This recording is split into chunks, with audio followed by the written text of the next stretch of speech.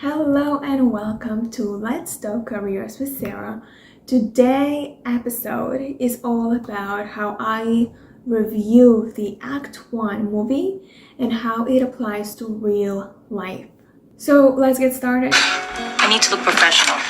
So as you can see, in order to get an interview, you do need to look impressive. You need to be very professional and show that you care. Every manager at our company has a college degree. And yes, every manager needs a degree if you are in the United States and especially in New York. Yeah, well, I'd argue that 15 years experience is worth, what, 10 degrees? Even if you have a decade of years of experience, you still need to have a degree. Just remember that they need you more than you need them, okay? And that's right. They need you more than you need them. I prepared for this meeting for weeks. And you did great. I put 15 years of my life into the store. And after becoming assistant manager 6 years ago, sales have increased at a record pace. Arthur got his MBA from Duke. I think you'll find he's the best man for the job. No, sir. I am. Where did you go to college, dear? I have my GED. I respect that, I do. But I want you to know how much we value you and your loyalty. Now, in this scene, you already see that when this boss, right, this manager is telling you, your supervisor is telling you, Arthur got an MBA from Duke. That's kind of like tells any employee a degree is more important than the experience. Experience is not that important, and especially saying that I want you to know how much we value you, that's all they can do. They don't care about what you want. Your resume interests me. You come from sales? 15 years. Now, while you are at the interview, saying you have the MBA, right? Saying that you have a degree. Now the experience is also important. If you don't have a degree, experience is not important. But now that you do have a degree, experience is important. You live here in the city? I'm in between apartments. Family? Just me. That is not legally required to ask. So you cannot answer that question. You can just say, I don't know how this is relevant to the job, because you can be discriminated for not, saying for about your family, something personal, and then they just say, oh, she has a family, she might be taking off so many days, she might be taking sick days, she might really, her attendance will be so bad. So that when he asked that, she probably didn't know this is a legal question. Now that I'm telling you, do not answer that question. That question even can be an icebreaker and makes you feel, they want to make you feel comfortable. This is not how you want to answer. You must have a lot of experience in product development. Oh, I'm sure she's well versed in the efficacy of our products. Maya? You want me to? Well, okay. Now, let's say in this situation, now he's asking her the question. So kind of like he's checking her out. Now, it could be that you're lying, right? So let's say you are lying, and they're going to ask you some performance questions, something that you can do it on the spot. So for example, like he's doing it now. And I realized that my credentials aren't typically Oh, you are right about that. Harvard undergrad, magna cum laude. Then there's your philanthropy, all the work with the Peace Corps. And, of course, you have got to see her Facebook page. Her Facebook page. My Facebook page? I have been training for Kilimanjaro for months. Is that right? And then look at the credentials that they are looking for. Having a Facebook page. So you know how important it is to have a Facebook page. Look how they checked her out. Having to know you have a social media profiles. They want to make sure that you are credible for their company because you are going to represent their company. I mean, I gave you a completely new identity. You've got your own Wix site, and it's got social and corporate. Right. It's a whole new you, but it's still you because it's your real.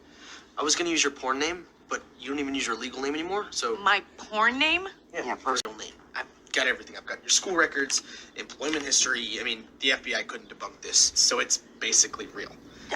And look how he says that he's created her a website, he has created her the Facebook page, and he even invented her resume. And on top of that, he invented her name. This is too much. This is not actually needed. A website, you really don't need a website. But what he did is just for a higher level, let's say for a 200K salary, you want to make sure you are a celebrity kind of employee. So he went above and beyond, created her a website, a Facebook page, a fake name, telling her she has a poor name. I don't know how she had provided her W-4 forms, how she provided her social security, how did she provide her ID, because everything there says legal name. So here in this movie, they kind of like overlooked it and kind of like gave an impression that yes, you can get in the door even if you lie. So let's see and find out how far can this candidate go. Office of the Registrar. Yes, how do I verify if someone who says they went to Harvard actually graduated from there? Do you have the name of the person and the year of graduation? Yes, Maria Vargas, class of 96. Vargas. Oh, yes, she graduated with honors. Wow. Yes, is Mr. Taylor in? I have a quick question about a reference on a former employee. Mr. Taylor? Look at how he checks her background. Look how he checks her background. He verifies, he calls the school to find out if she is actually been in school from Harvard, right? The next thing he verifies to see if she has been employed in the previous companies. Even if you don't look suspicious, even if you don't sound suspicious, they are going to check and verify. So the fact that you got hired before that, that's usually a mistake. What they do is they check it beforehand, before hiring. Mr. Taylor? Yes, Mr. Epson. Sorry for the delayed response. I've been traveling a lot the last few weeks. That's quite all right. I got your message. I must say, I'm a bit confused. We never had a Maria Vargas work here. Really? I checked with personnel, went through all our records, and as far as Estee Lauder is concerned, that person never existed. And the worst part is when they know these companies and they know who the CEO is or the hiring manager is or the department manager is, and they can just use that as a connection and they can call and find out if this candidate was working there. So to be busted on the spot is really not a great idea. Look, let's take a look what happens next. Thank you for giving me a chance. You know, some people never get a chance because they can't afford the right education or they don't have the degree to get in the right doors. It is a lie. For the past 7 years, I've been an assistant manager at the local value shop in Ozone Park. I invented my resume. I never went to work. I never even graduated from high school. What? Holy cow. Cool. I thought it was what I had to do to get in those doors. And there you are. I thought none of you would even look at me if you knew the truth. Because I thought I wasn't good enough. So I gave you a version of me. But for better or for worse, I have to be who I really am. And I'm Maya Devilla from Queens, New York. That's the real me. I'm sorry. I shouldn't have lied to any of you. So look at this position. Look at this position where there is Forbes, New York Times, and all other reporters out there. They're actually recording it and writing in the newspapers. Look how her reputation is at stake. Now everybody knows she lied. She confessed, right? She lied and she confessed.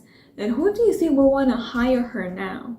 Her reputation is out there on the internet. So where they go, if she goes to a different company to check her name out there, she is going to be, the title will be, she's a fraud.